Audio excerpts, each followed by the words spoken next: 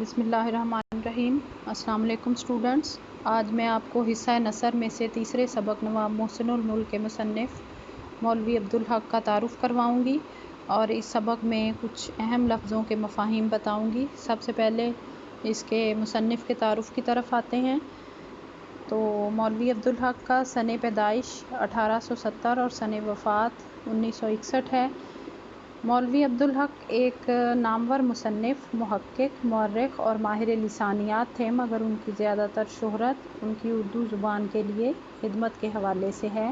انہوں نے اردو زبان کی ترقی اور اس کی ترویج کے لیے دن رات کام کیا اور حیدرآباد اور دہلی کے بعد انہوں نے کراچی میں انجمن ترقی اردو کے تحت اردو زبان کی خدمت کا سلسلہ جاری رکھا۔ ان کی یہ خواہش تھی کہ اردو کو پاکستان میں ذریعہ تعلیم کے طور پر اپنا لیا جائے اور اسی کو دفتری زبان بنایا جائے۔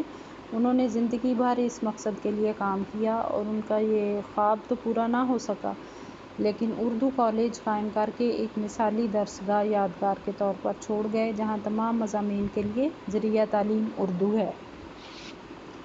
مولوی عبدالحق کا مضمون نواب محسن الملک نہ صرف ان کی عظیم شخصیت کا آئینہ دار ہے بلکہ ان کے انداز تحریر کا نمائندہ بھی ہے، جس کی اہم ترین خصوصیت سادگی ہے۔ ان کی اہم ترین تصانیف میں جو قابل ذکر ہیں وہ ہیں مقدمات عبدالحق، خطبات عبدالحق، تنقیدات عبدالحق، چند ہم اثر، اردو کی ابتدائی نشو و نما میں صوفیہ اکرام کا حصہ۔ تو یہ جو آپ کے سلیبس میں شامل ہے سبق نواب محسن الملک، یہ ان کے خاکوں کے مجموعے چند ہم اثر سے ماخوذ ہے۔ تو سب سے پہلے یہ میں نے لفظوں کو انڈر لائن کر دیا ہے، تو یہ میں آپ کو اس کی وضاحت کر دیتی ہوں۔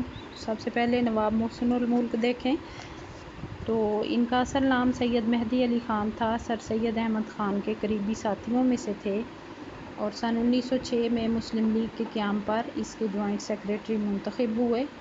اس کے بعد یہ پہلے پیراگراف میں ہی سب سے پہلا لفظ جو میں نے انڈر لائن کیا ہے، اٹکل سے یعنی بغیر سوچے سمجھے، عطائے خطاب یعنی خطاب عطا کرتے وقت حکومت کی طرف سے جو توصیفی لقب ملتا ہے اسے خطاب کہا جاتا ہے۔ اس کے بعد لفظ پارس استعمال ہوا ہے۔ پارس جو ہے وہ ایک پتھر ہے، اس کے متعلق مشہور ہے اردو ادب میں، یعنی اردو شاعری اور نثر میں مصنفین اور شاعر لوگ اکثر یہ لفظ استعمال کرتے ہیں۔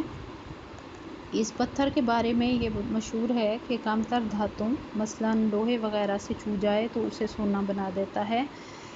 اور آگے یہ لفظ ہے زیر بار منت یعنی احسان مند ہونا، ممنون احسان ہونا۔ پھر ہے یہ استعمال ہوا ہے دودھ کی مکھی کی طرح نکال پھینکنا، یعنی کسی قریبی کو بے تعلق کر دینا، یہ محاورہ ہے، اس کا مطلب ہے کسی قریبی کو بے تعلق کر دینا۔ اس کے بعد دل شکن یعنی دل توڑنے والا، ہمت پست کرنے والا۔ اس کے بعد جوہر قابل کا لفظ استعمال کیا ہے انہوں نے، لائق فائق آدمی، موقع کی طاق میں ہونا یعنی مناسب موقع کے انتظار میں ہونا، یہ بھی محاورہ ہے۔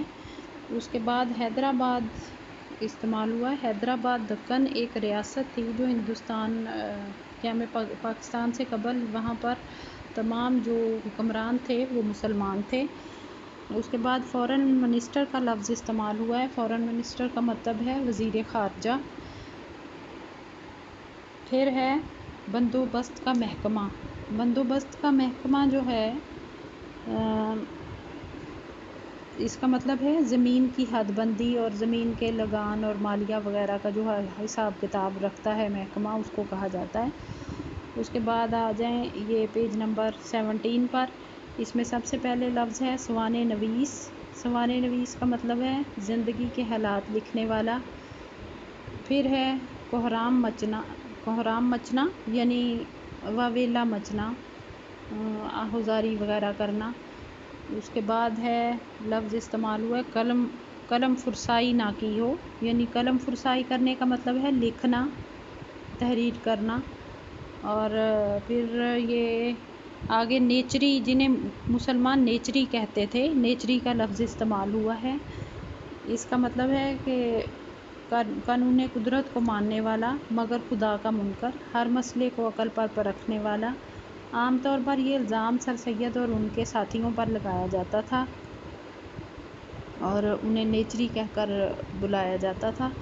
آگے لفظ استعمال ہوا ہے نہج۔ نہج کا مطلب ہے طریقہ۔ پھر ہے بدرالدین طیب جی، یہ ایک شخصیت اس میں جن کا ذکر ہوا ہے۔ بدرالدین طیب جی یہ بمبئی کے مشہور وکیل تھے جو جج کے عہدے پر بھی فائز رہے۔ کانگریس کے رہنما تھے۔ سر سید نے چونکہ مسلمانوں کو کانگریس میں شمولیت سے روکا تھا، اس لیے سر سید کے یہ خلاف ہو گئے تھے۔ آگے ہے لفظ آبدیدہ ہو گئے، یعنی آبدیدہ ہونا، آنکھوں میں آنسو بھر آنا، یہ بھی محاورہ ہے۔ اس کے بعد گراں قدر۔ گراں قدر کا مطلب ہے قیمتی۔ اس میں گراں قدر عطیہ کالج کے لیے ان سے وصول کر لیا۔ گراں قدر کا مطلب ہے قیمتی عطیہ۔ اس کے بعد آپ آ جائیں یہ پیج نمبر 18 پر۔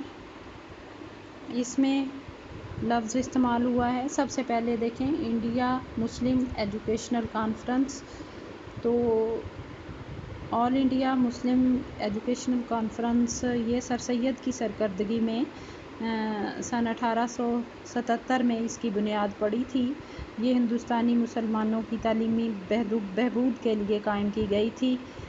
آگے ہے لفظ درہم برہم ہونا، یعنی الٹ پلٹ ہو جانا، خراب ہونا۔ پھر ہے آگے دیکھیں منغص اور مقدر، اس کا مطلب ہے افسردہ اور غمگین ہونا۔ پھر ہے آگے دیکھیں مہر آمیز طریقے سے، یعنی مہر آمیز طریقے سے، محبت بھرے طریقے سے۔ پھر تندہی کا لفظ استعمال ہوا ہے، تندہی کا مطلب ہے محنت۔ آگے خاص ملکہ تھا، آدمی کو پہچاننے میں انہیں خاص ملکہ تھا، یعنی انہیں خاص مہارت تھی اس سلسلے میں۔ پھر آگے استعمال ہوا ہے شاہراہ پر گامزن رہے، نواب محسن الملک اسی شاہراہ پر گامزن رہے، یعنی اسی راستے پر چلتے رہے۔ داغ بیل ڈالنا کا مطلب ہے کسی کام کی بنیاد رکھنا۔ تو یہ دیکھیں نیچے میں نے انڈر لائن کیا ہے، چند ہم اثر سے یہ سبق ماخوذ ہے۔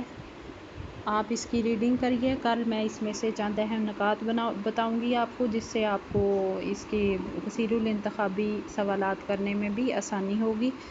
تو آج آپ اس کی ریڈنگ شروع کیجئے اور اس کے مصنف کے تعارف کو ریوائز کریے۔ اللہ حافظ۔